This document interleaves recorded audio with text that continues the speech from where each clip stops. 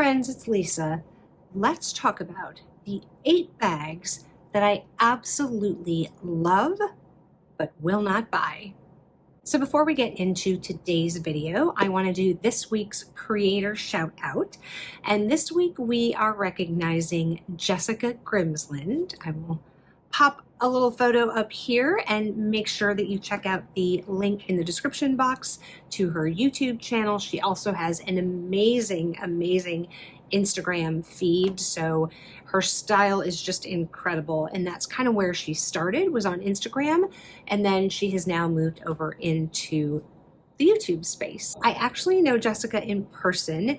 We met at the Cassie Thorpe and Alyssa Lenore meetup, which was, I think, back in March in New Jersey. So she actually lives in North Carolina, and this woman is beyond belief. Like, she decided the night before the event that she was going to come, grabbed like a 5 a.m. flight or something out of Charlotte and made her way to New York City to then Uber to New Jersey, to Short Hills Mall to participate in this meetup. I mean, if that's not dedication, I don't know what is. So anyway, I happened to be standing behind Jessica and another mutual friend of hers named Jewel. I will have Jewel's Instagram handle down in the description bar as well. She's fantastic. She lives here in the city. She actually lives in Brooklyn. She has an amazing Instagram feed. Again, she loves to thrift, and she does a lot of like rentals for like luxury and designer, ready to wear, etc. She's fantastic. So definitely check out Jewel. But anyway, Jewel and Jessica knew each other somehow. I don't even know that I know the full story, but anyway, they were standing together in line. We were waiting in line to meet Cassie at the time, and I was standing behind them and just sort of kind of frankly butted my way into their conversation, if I have to be honest with you. I don't remember what they were talking about, but I obviously sort of inserted some comment into their conversation, and then the three of us just started talking, and Jessica and I just hit it off immediately. We just seemed to have a lot in common, and yeah, I adored her from the minute that I met her. So she has a YouTube channel focused mostly on a lot of fashion. She is a fashion stylist, so fashion and lifestyle, and she also has some luxury content as well. She just unboxed a beautiful Fendi bag. I will not spoil which one she got. Make sure you check out the video when you go check out her channel. But if you saw some of my Instagram feed, and I don't think I've released it yet in a vlog yet. I don't think I've included it, but Jessica and I, she came to the city a couple weeks ago, and we met and we had tea at the Plaza, which was just amazing. I mean, the Plaza Hotel is a beautiful hotel. I've never had tea there, so it was a first time, I think it was a first time experience for both of us. It was just incredible, and we talked for hours. I mean, I swear there was not a pregnant pause in the entire conversation, and she is just fantastic. And like I said, it just feels like we've known each other for years. So if you enjoy my content, I really think that you will enjoy Jessica's as well. So like I said, please click on her channel down in the description box, give her a little love, subscribe, you know, like her videos and everything. Like I said, she's a gem, so definitely check her out. If you're new here, my name is Lisa, and I love to do videos on luxury handbags, shoes, ready to wear. I like to do some styling videos, and I do those things from the perspective of someone who is in the middle of her life, as well as someone who is mid-size. So if that sounds like something that's interesting to you, I would love it if you would join us here. Click the subscribe button down below and the notification bell so you know every time I upload a video. So I was thinking about this topic, and there are bags out there, and I apologize if this was a tag video and I don't recall who started it. I don't think anybody tagged me in it, because normally when I put a video idea down and it's a tag, I put down who tagged me so I remember to, you know, mention them and tag them in my description box, all that kind of thing. I don't have that next to this video, so I apologize. It may just be sort of a spin-off of somebody else's video, an idea that made me think of this. I don't know, but if I apologize if I am not crediting somebody who has done this video, and again, apologies, not trying to steal any ideas.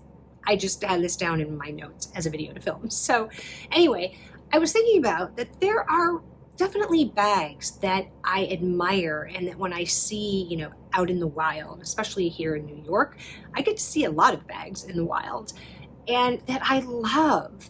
But for some reason, I just don't want to own it. So I admire from afar.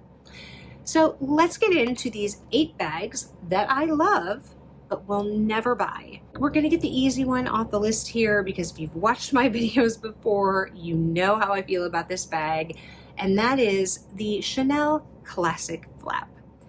Now you guys, I have made no qualms, no bones about the fact that I love this bag. I think it's beautiful. I owned this bag. I bought it in Paris at the Rue Cambon store. I had all the feels. I had, it was great memories, and I bought it in Paris, all those things. And I got it home and it sat on a shelf with its stickers still on it. I never used it, and I ended up selling it because I think I just realized for me that it is just too perfect. And I mentioned in a previous video, I think it was like the 10 reasons not to buy a classic flap, that maybe at some point I will look at maybe a vintage one. I think maybe that might be a little more my style. I really, really love the large or the jumbo and the maxi vintage ones that were the single flaps with the oversized CC hardware. I think those are phenomenal. I actually did own one of those, but I owned it it wasn't quilted or chevron. It was actually a vertical quilt. And as much as I like it, it just wasn't exactly the look I was going for, but it was a beautiful bag. The lambskin was in great condition. I got an amazing price on it. I actually do think that I made some money when I sold that bag. But my point is that the sort of classic flap that we think of nowadays, the caviar leather, the more kind of stiff, and I guess it's probably because of the double flap, it just seems a little too pristine for me. And maybe it's that it's a little more pristine for me for the price. I mean, maybe if I could buy one still for $5,000, maybe I would buy it and I would, use it on occasion and love it, because I do think it is a beautiful, beautiful bag. I mean, when that bag was sitting on my shelf, I would just look at it and I would think, oh, you're so pretty.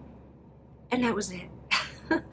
So, like I said, I mean, everybody's talked about the strap length, as have I. I guess if I own one, that I wouldn't worry about changing the strap length on. Like I said, if it was a vintage one or something, so that I didn't feel bad about altering the chain length, maybe I would like that again better, maybe even in a small, because I think crossbody, that would be really nice.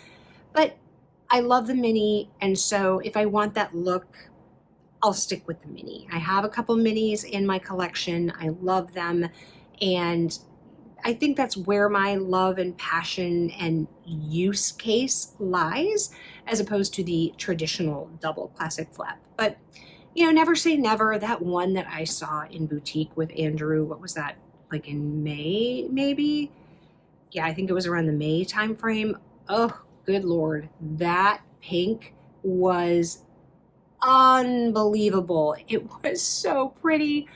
Like I said, if there was a classic flap that was going to make me break my classic flap rule, that was probably the one. And when I say that, I mean new from boutique, because this girl ain't paying $10,200 or something now? Some insane amount of money for a medium classic flap.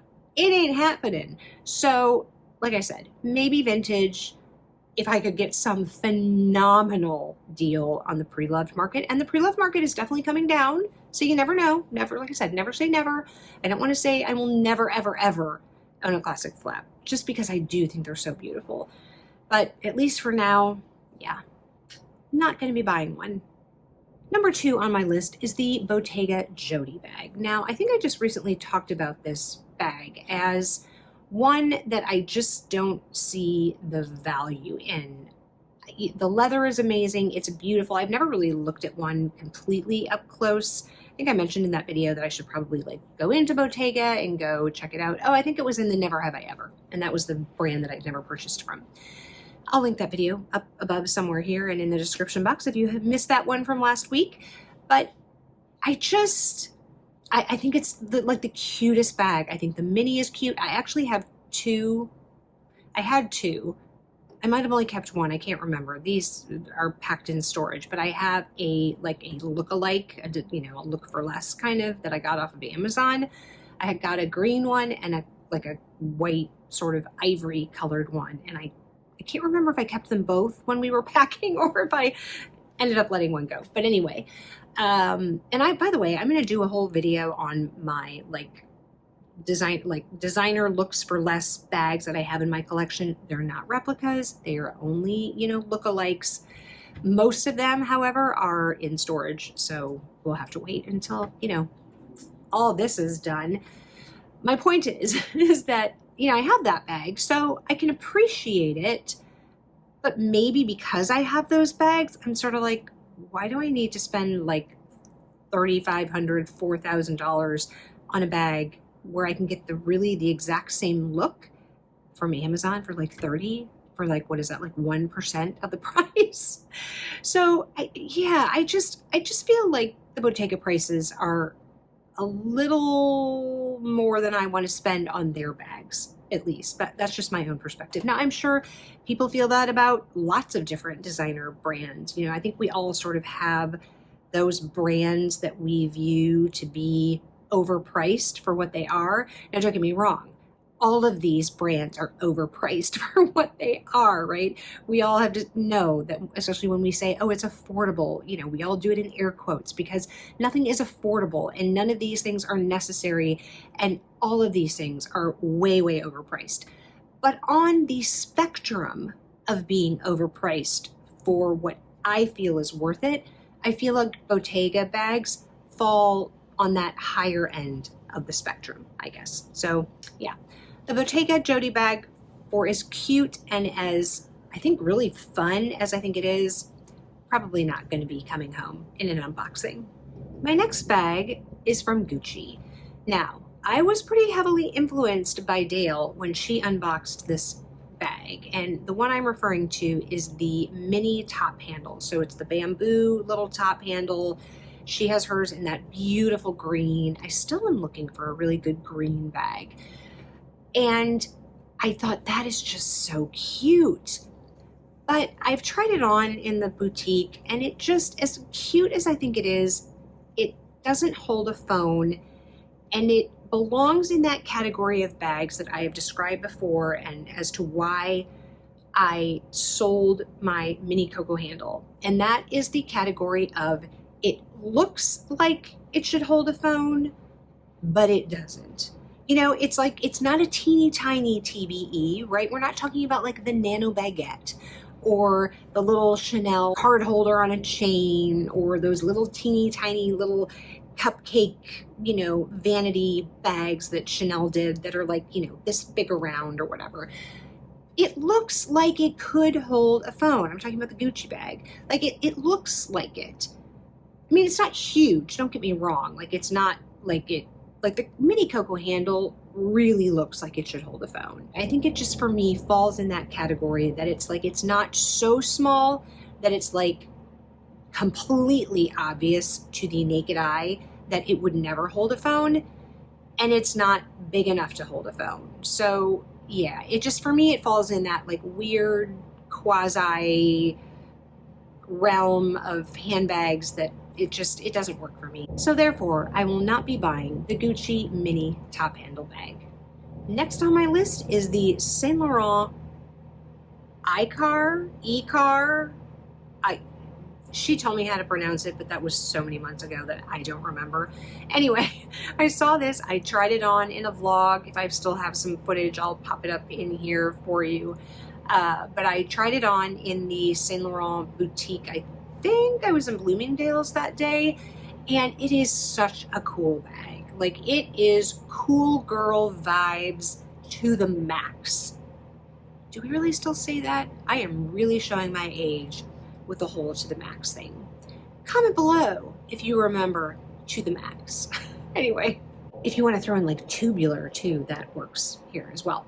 But anyway, so it was so cool. It's a little tight carrying it on the shoulder, just at least for, you know, more of a mid-sized person. I'm sure if you have like super slender arms and shoulders, it would be no problem for you. I mean, I could certainly get it over my shoulder without an issue. With a really big heavy coat, probably would have presented a problem.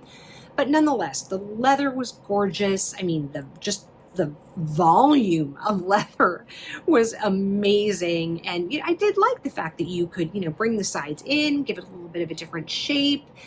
But it just, the price on that, talk about pricing. Like that bag, I think when it originally came out, maybe started in like the low 3,000s. Very quickly, I think jumped up to 3,900. And now I'll have to double check. I'll definitely put the current retail price on the screen here, but something in my mind tells me that it's now like $4,900, some crazy amount. Now, given the amount of leather in that bag, I guess it's not horrendous, but just the price increase on this bag has been like astronomical. So as much as I love it, and I mean, I even really like that really big in your face logo. I mean, it is, you're not quiet carrying that bag, okay? We are all about being a logo ho carrying that bag. But even though it's huge, I still kind of think it's tasteful. I mean, it's in proportion to the bag. Like it looks good on the bag. Like if they put some tiny little logo on it, I think it would almost kind of look weird. But as much as I love it, you know, I have some other now like shoulder bags. I love my Romy. What other new shoulder bags did I get? The Loop Hobo bag, carrying it as a shoulder bag, I love. So, you know, I think I've kind of scratched that itch that I might have had for the Saint Laurent bag, but just with some other bags that I like better, that I think are a little more functional. So while I love the Saint Laurent iCarly bag, yeah, I'll leave that one at the store. Hi friends, Editing Lisa here. So I just realized as I was editing this video that there were only 6 bags. And I think that's because I hit the record button, but obviously I didn't hit it hard enough. And I went through the whole spiel for both of these 2 other bags and it didn't record. So yay me. Anyway, so I'm gonna go through them here. I apologize that I look different. Anyway, so the first bag that I want to talk about is the Ferragamo Wanda bag. Now, this bag I think is super sexy. Like that leather is just amazing. It's like high gloss, high sheen. I love the different colors it comes in. I love the ombre ones. I know Cassie has one of those, but it is such a pain to get in and out of. It's so narrow at the top, and I do love the closures. They're almost like little like hinges that are the Ferragamo, you know, I guess it's their logo. I don't know what that's called. Whatever those are, but you know, they do, and they hinge in to keep the bag closed, I think is ingenious. And like I said, I think it's beautiful, but especially the mini one, it is just really, really hard. And the leather it's a little stiff, so it makes it even that much harder to get into. So yeah, for those reasons, as much as I think that the Wanda bag is a beautiful bag, I love the design, like aesthetic of it, because I clearly don't like the design from a practicality standpoint, but the aesthetics of the bag, the sexiness of the leather, I love it. But unfortunately, I'm not going to be buying one of those. And the other bag that missed getting recorded is the Loewe basket bag. Now, I've actually talked about this bag before, and I'm trying to remember what video it is. It's not coming to me right now, but I mentioned the Amazon version that I got and carried a little bit so far this year. It's really made me realize that I don't think I'm interested in the actual Loewe basket bag. Is beautiful. I think it is, and you know, I know I've mentioned this before. I just fell in love with it when I saw Emma Hill have it. Lots of other influencers obviously have it. It's the classic basket bag, you guys. I mean, it's sort of the OG basket bag. But yeah, just I still love it, like I said, but because I have that like dupe version, it's just made me realize that I don't know how practical it is for my lifestyle here. I just don't know how many occasions I'd wear it for, yeah, it's definitely more of like a resort or a beach style bag. And I don't mean that by the fact that like you have to put towels in it, because I'm talking about like even like the mini size. But yeah, I just don't think that my use case scenario really applies to the Loewe basket bag. So, you know, I have my little dupe one that I paid like 40 bucks for off of Amazon. I think that will suffice to kind of give me the look of the bag without the price of the bag. And I'll just stick with that one and let somebody else buy the Loewe basket bag. All right, we have two more bags. The second to last one on the list is the Louis Vuitton Capucines bag. Now, I feel like I should put a little asterisk next to this one, because I definitely feel like there's a but when it comes to this bag. I will not buy this bag retail. It just, talk again about price increases. It is crazy how much this bag is, and it doesn't hold its value. As we all know in this, you know, luxury space, the Louis Vuitton Capucines bag, as beautiful as they are, as beautifully crafted as they are, they just don't hold their value. And so you can get, you know, almost a brand new bag for probably at least $1,000 under retail. So if I'm going to buy one, it will definitely be on the pre-loved market. Now, here's my quandary. I think the mini Capucines bag is the cutest thing on the planet. Like, I just think it is adorable. My issue with it is that it falls again into that same kind of category that the mini Coco handle does, where it is a pain in the you-know-what to get your phone in and out of it. And, you know, I've watched Amelia's reviews on this bag. I've watched Deb from Wild Unfiltered's reviews on this bag. Steph from Handbagaholic has this bag, and they all talk about how difficult it is to get in and out of this bag. Why, Louis Vuitton, don't you just take out that middle, that divider in the middle? Frankly, the same could be said for the mini Coco handle. If they would just take out that darn gone middle dividers thing, everybody would be happy. You don't need it for the structure. You don't need it for aesthetic purposes. It would make the bags so much more functional. I realize I am standing on, you know, my soapbox here and going way off topic, but my point is that I love the mini Capucines, and that would be the one that I would gravitate towards, but I just know it's going to drive me nuts, especially after having the mini Coco handle and ending up, you know, letting that go. I know that it would drive me nuts. So I probably would then look at the BB, which again, I think is a great size. I think it's a much more functional size, and even with that divider piece, I think it's a more functional bag. You can still wear it crossbody, which is great. So like I said, this one is kind of with an asterisk. It's sort of a, I will not buy this bag, parenthesis, from the boutique.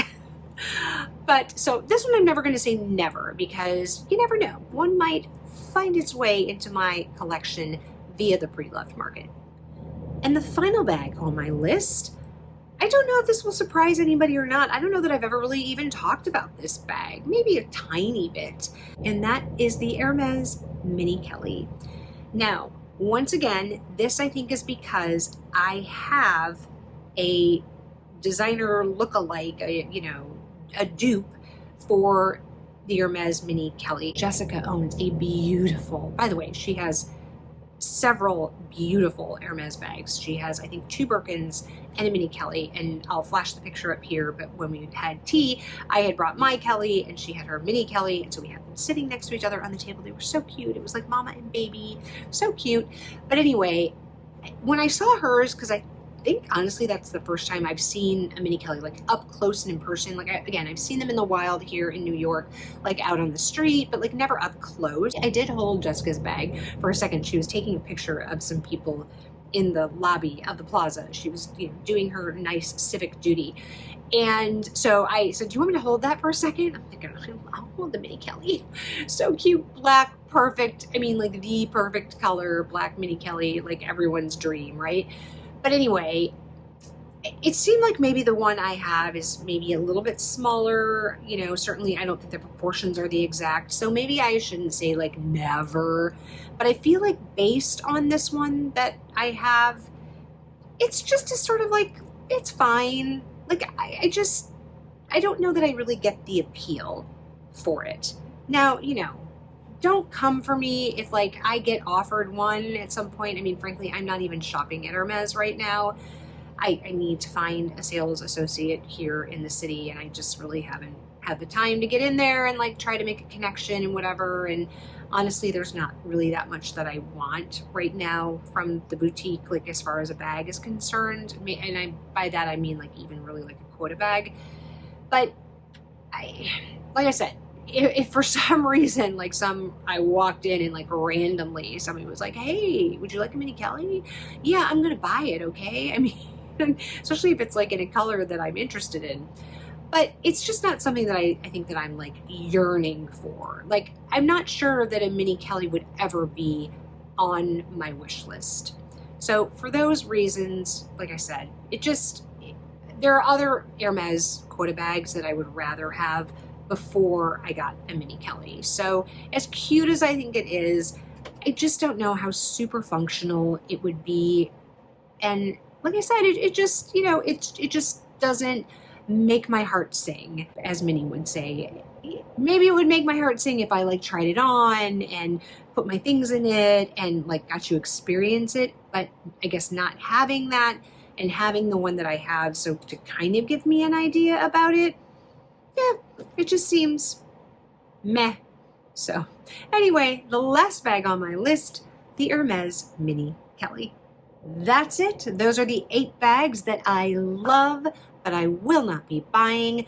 What is a bag that you love that you will not be buying? Make sure to drop a comment down below and let us know. I would love to hear some of your bags. And, you know, I will take no offense if I have some of those bags in my collection, and I hope that none of you took any offense to the ones that I brought up. Like I said, I love them.